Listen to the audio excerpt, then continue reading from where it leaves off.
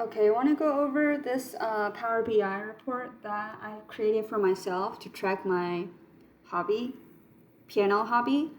Um, so this is the overall page. It includes everything that I've done since the first day I took the piano class, which was last, I think, August. And then this page is more on a weekly basis. So when I had the class last, I have one lesson a week. So I had last week, my class was on Tuesday. So I just filtered from the 5th to, and then I'll have a class tomorrow, 12th. So weekly basis. This is current month and previous month. Rather than looking at a whole year of time, I just want to look at currently versus last month. And then this one is this entire calendar year. And then this one's last calendar year. So already 2022, I've had more months than I did in the 2021 year because I started in fall. So let me jump to my Excel workbook to show how I collect this data. There are 3 tabs. The first one is just purely how many minutes I spent in front of the piano. Second page is on, it's called class reflection, but it's evolved a little. Last calendar year, it was more about how did I feel about the teacher in the class. Now it's more about how do I feel about my personal progress. And it doesn't really have anything to do with the teacher anymore because she's fantastic. And then the last page is sight reading. So this one was more, it was near the beginning of my piano hobby that I wanted to see how quickly I can learn to sight read without having to annotate, all the notes. So yeah, with this page, I fill in the date, and then these 2 columns, based on what I put in column C, know to extract specific parts of my inputs in column C to say, oh, I found that it was 2022. So then it fills in the year, same thing with the month, and then my minutes. So that is the Excel workbook. And now back to the dashboards. This one, again, is ever since I started piano lessons the past fall. And on the left-hand side, I always have my sum of minutes practiced. And on the top right here, this one's probably my favorite graph. It's a little barometer I created to track where I am to mastery. So Malcolm Gladwell said that you need 10,000 hours to reach or 10,000 hours of practice or just activity in whatever skill set or hobby to achieve mastery. So I have 600K here because that's 600,000 minutes. Because I track everything in minutes, I had to convert the 10,000 hours to minutes. So 10,000 times 60 is 600 minutes. And then this little yellow bar is kind of like the threshold to tell me, hey, you have 594,000 minutes to go.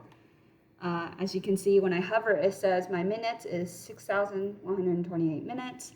That's how many minutes I've already racked up, which you can also see on this left card.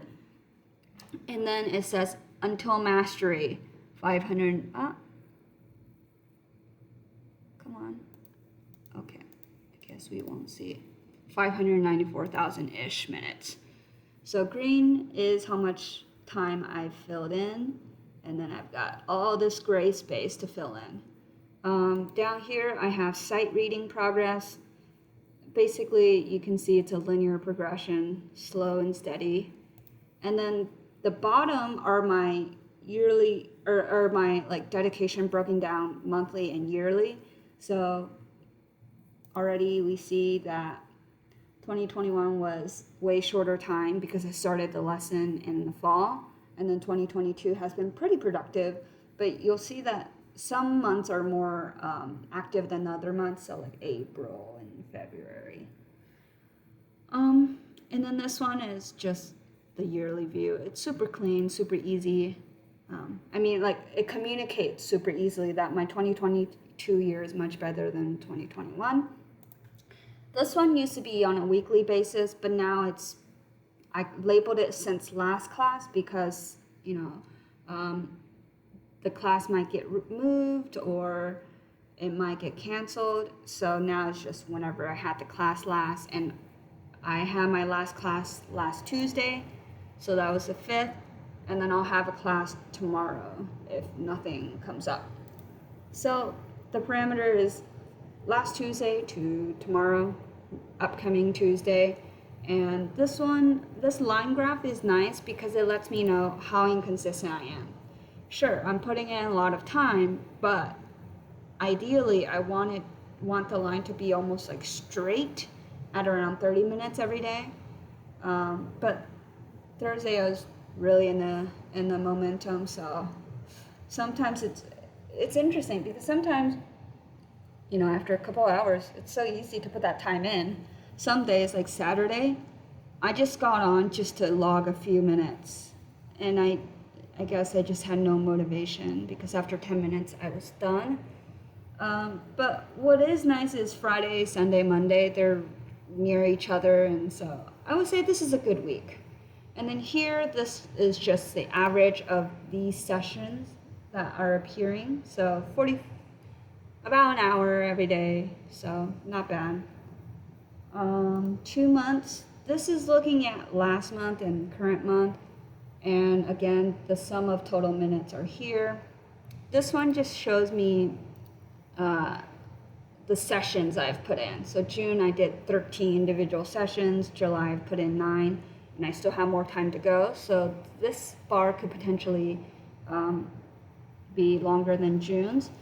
And then here, even though I have less sessions practice, just 9 sessions versus 13, my minutes are really approaching the 13 sessions of 708 total minutes.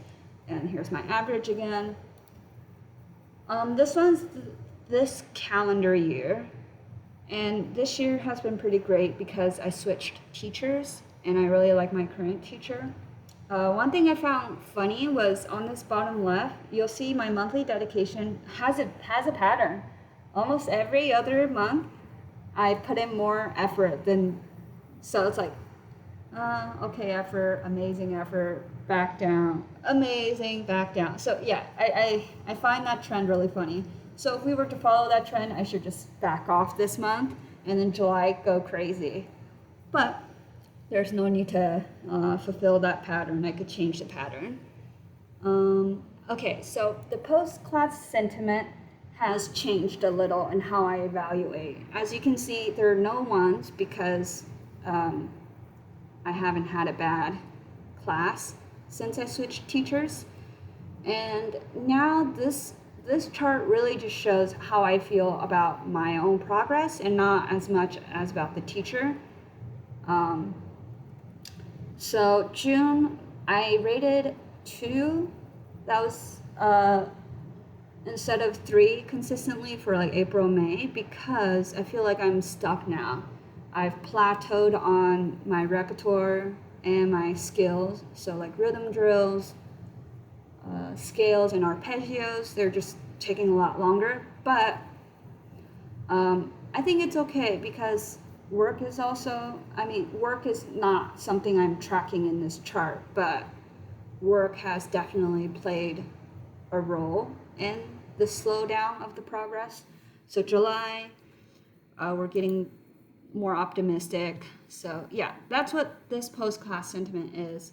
Now, if we were to look at last year, this chart helped me decide to switch teachers. I didn't feel good about her, and I thought it could be that my emotions are high, and I should just start tracking and using the data to actually decide. So I started last August, and it was okay, it was fine, and then it was like, oh dang, like I hate this and it's not worth my money, so I switched. So once I switch, you can see like November and December, I'm with my current teacher now, and it's only gone up from there. So yeah, this sentiment analysis and this sentiment analysis are